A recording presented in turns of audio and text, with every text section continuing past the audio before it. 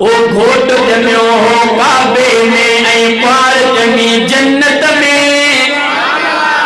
सुभान अल्लाह डरी आ यार। हाणे पोएं साल प्रोग्राम यो चित कोन आई पो माशाअल्लाह ता चुस्त हो हींअर चितण ऐसा मोहम्मद सादिक अल्लाह करो के अल्लाह से हयात ने वधीक वधायस पो ता चोट थी बाबा से बोला सा चो न सुभान अल्लाह।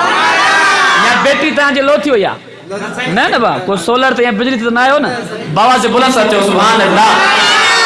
घोट जमियो हो काबे में ऐं पार जमी जन्नत में।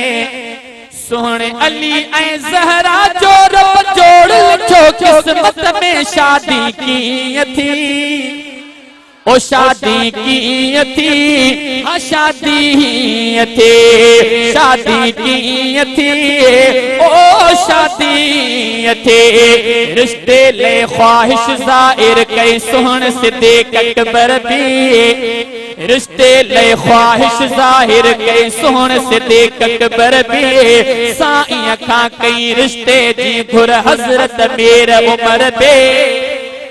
इमाम अली जा यार जेके वकील होया बाबा से बुलंद सा चो न सुभान अल्लाह। रिश्ते ले ख्वाहिश ज़ाहिर कई सोहण सिद्दीक़ अकबर बे।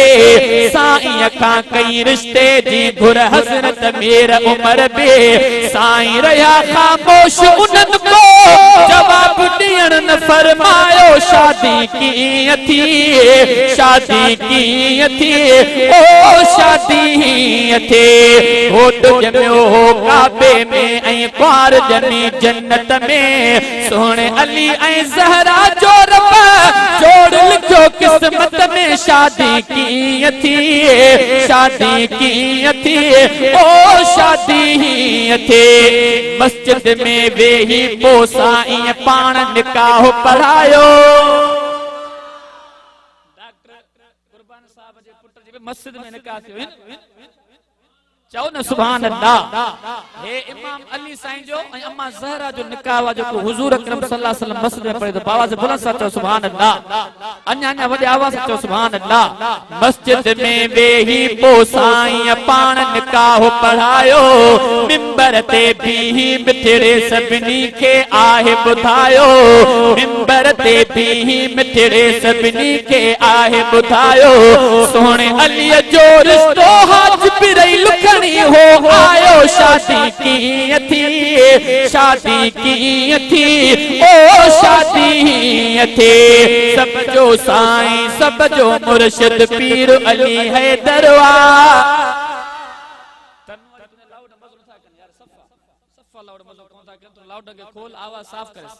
सब जो साईं सब जो मुर्शिद पीर अली हैदरवा।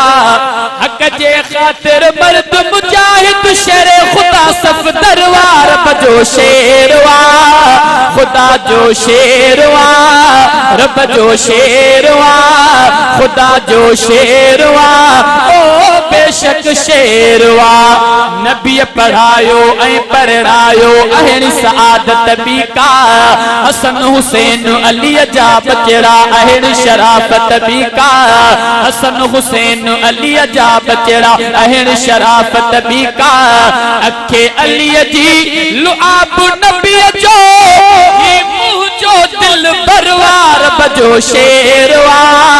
खुदा जो शेरवा रब जो शेरवा खुदा जो शेरवा ओ बेशक शेरवा।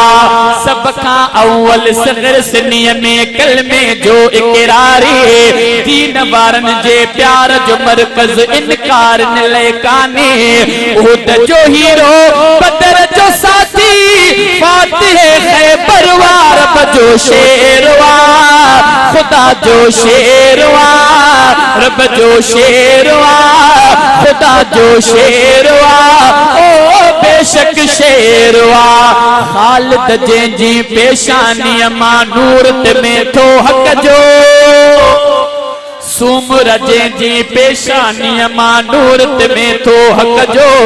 फतेह मक्का बुत बने थो नारो हणे थो हिक जो। कूफे जी मस्जिद जे अंदर सिर घोरियो सरवर आरब जो शेरवा। खुदा जो शेरवा रब जो शेरवा खुदा जो शेरवा ओ शेर